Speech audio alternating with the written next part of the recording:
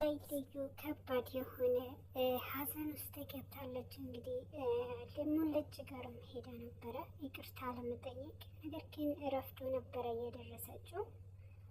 ዲናም ከባድ የሆነ አጣብቂኝ ውስጥ አስገብቷታል። ዲና ባደረገችው ነገር አሁን ላይ ዋጋ እያስከፈሏት ይገኛሉ። ከጀርባ አንድ ሰው ሆኖ ዲና እየወጣች እየገባች በጣም እያስጨንቃት ነበረ። እና ደግሞ በስጦታ ወረቀት ወደ ቤት የሆነ የታሸገ ነገር ይመጣላታል። ነገር ግን ከዚህ ጀርባ ልዩ ነበረች። ወደ ልዩ ስልክ ተደውሏል። እንግዲህ ስልክ ተደውሎ ስጦታው ደግሞ ዲና ክፍል እንድታስቀምጠው አብርሃም ቀድሞ ካገኘው እድለኝነታቸውን እስኪ ይለያል ብለው ነበረ። በዚህን ሰዓት ግን ልዩ በፍጥነት ያንን ስጦታ ወረቀት እዛው ለማስቀመጥ ስትፋጠን ነበረ። ነገር ግን በፍጥነት ብትጓዝ ከኋላ ርብቃ ደርሳባታለች ማለት ነው። ርብቃ እንግዲህ ያንን ነገር ምን እንደያዘች ስትናገራት ነበረ። ልዩ በጣም ተደናግጣለች። ልዩ ሁኔታዋ በጣም እንደፈራች እና በውስጧ ምንም አይነት ነገር እንዳዘለች በጣም ጠርጥራ ነበረ። እንግዲህ ርብቃ ምንድነው ሆንሽው? ልዩ በጣም እየተንተባተብሽ ነው ስትላት ነበረ። አይ ምንም አይደለም፣ እና ደግሞ እሱ ስጦታ ነው ወይም ባለቻት ሰዓት አዎ ለአብይ የተሰጠው ስጦታ ነው እኔ ነኝ የገዛውለት እያለች እና በጣም አያምርም እያለች ምርጫዬ ነው ስትላት ነበረ። ልዩ ሁኔታዋ ርብቃ አስደንግጧታል። እች ልጅ ምንድን ነው የሆነችው ነገር አለ እንዴ እያለች ነበረ። ርብቃ በዚህ መሀል ምንም እንኳን መጠርጠር አልቻለችም። እውነት ልዩ የገዛችለት ለአብርሃም ስጦታ ነው ብላ አስባ ነበረ። ዲናም በጣም ተጨናንቃለች። እንግዲህ በጣም በራሷ ላይ ከባድ የሆነ ጭንቀት ውስጥ ገብታለች። በጣም በስልክ እያስፈራራና ደውሎ ይህንን አድርጊ ይህንን አለሽበት እያለ በጣም ሰላሟን አንስተዋታል። ምንም ማድረግ አልቻለችም ማለት ነው።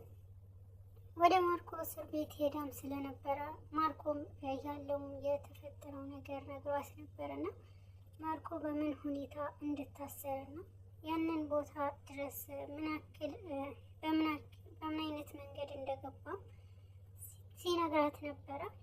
በዚህ ፍጥነት በጣም ደንግጣለች። እንግዲህ ያንን የታሸገው ወረቀት እሱ ጋርም ካቴና ተደርጎ እንደቀረበለት ነበረ የተናገረው። ያንን ነገር አሁን ላይ በጣም አስጨንቋት መንገድ ለመንገድ እንደ እብድ ነበረች።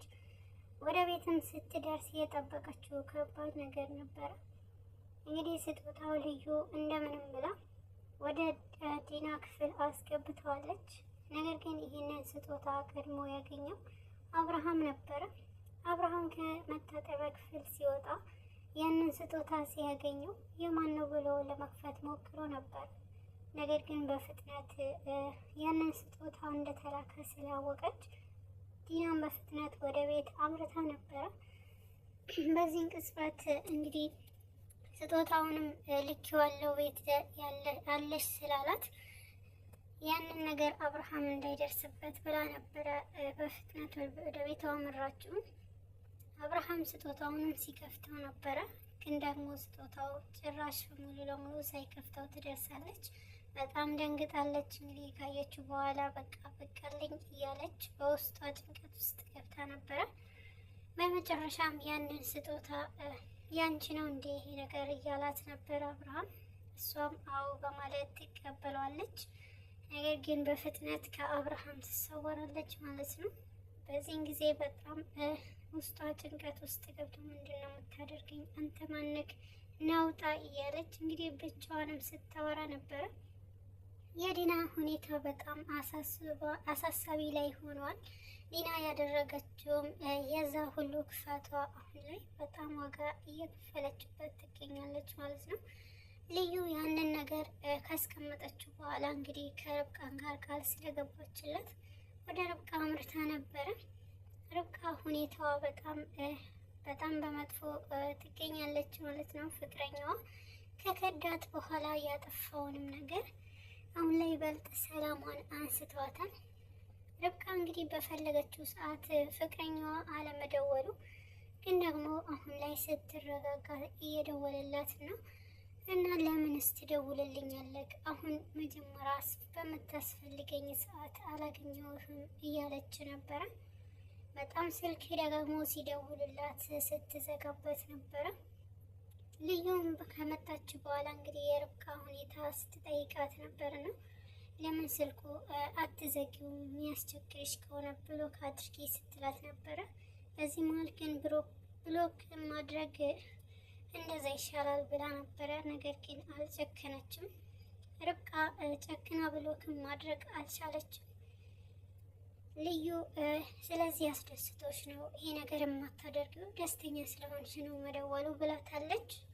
እና ደግሞ ይቅርታ ለምን አታደርጊለትም ስትላት ነበረ።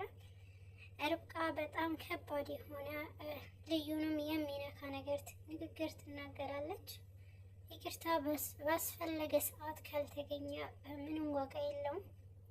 ይቅርታ ከረፈደ ምናልባት ያንንም ሰው እንደሚያሳጣ ነበረ የተናገረችው። እንግዲህ ርብቃ የተናገረችው ነገር ለልዩም በጣም ብዙ የሆነ መልእክት የነበረው ነው።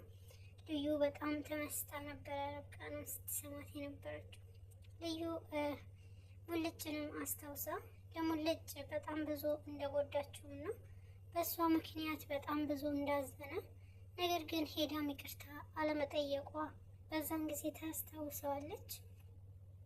ልዩ ከዛ በኋላ በጣም ደንግጣለች። ነገር ግን ርብቃ አንስታ ይቅርታ እንድታደርግለት ብትልም ካሁን በኋላ እንደማይሆን ስትነግራት ነበረ። ልዩ ይህንን ነገር ካልቻልሽ ብትላትም ርብቃ እንግዲህ በጣም ተቀይማ በምፈልገው ሰዓት ከጎን ያልነበረም በሚያስፈልገኝና ይቅርታውን በምጠብቅ ሰዓት አላገኘሁትም። ስለዚህ በዛን ሰዓት ካልተገኘ ኬታ አሁን ላይ ምን ያደርግልኛል ነው ያለችው ነበረው። ልዩም በፍጥነት ይቅርታ ምናልባት ከተቀበለኝ በማለት ወደ ሙልጭ ትሄዳለች። ሙልጭ እንግዲህ እሷን ባየ ሰዓት ምንም እንኳን ልቡ ቢደነግጥም ልዩን ሲያያት ስሜቱ ቢነካም ለምን እንደመጣችና ለምን የሰው ቤት ዝም ብለሽ ትገባለሽ ነበር ያላት። በዚህን ሰዓት እኔ እኮ አንተ ጋር መጣሁት ይቅርታ ልጠይቅ ነው ቢረፍድም ነበረ ያለችው። ሙልጭ እንደማይሆን ይነግራታል ማለት ነው። ነገር ግን በመሀልም ሙልጭ በጣም ስሜታዊ ሆኖ ነበርና በምጠብቅሽ ሰዓት አልነበርሽም፣ ይቅርታሽን እየጠበቁ ባለ ሰዓት የት ነበርሽ? አሁን ስለምን መጣሽ? እያላት ነበረ። ስለ ሁሉም ነገር ይቅርታ ስትለው ነበረ። ነገር ግን እንደማትወጣ ከነገረችው በኋላ ሙልጭ ገፍትሮ ይጥላታል። ሲጥላት ግን በጣም ጭንቅላቷ ላይ ተጎታ ነበረ። ሙልጭ የሚሆነው ነገር አጥቷል። በዚህን ሰዓት በጣም እሷንም ቁስሏ ሲያሽግ በጣም ውስጡ እንደተሰማውና ይቅርታም ሲላት ነበረ። በመሀልም ሁለቱም ለመታረቅ በደረሱበት ሰዓት አንድ ነገር ተፈጥሮባቸዋል ማለት ነው። ነገር ግን ያንንም ነገር እንግዲህ ሙልጭ ጓደኛውንም ስትመጣ በመሀል ርብቃ ልዩ በጣም ትናደዳለች ማለት ነው። እሷ ከገባች በኋላ እንግዲህ ሌላ ሰው መጥተዋል ፍቅረኛው ናት ብላ ልዩን በጣም ተናዳለች። በውስጧ ሌላ ስሜት ውስጥ ትገባለች። ሰው አለና ልሄድ በቃ በማለት ነበረ እንግዳውም ለመሄድ የሞከረችው።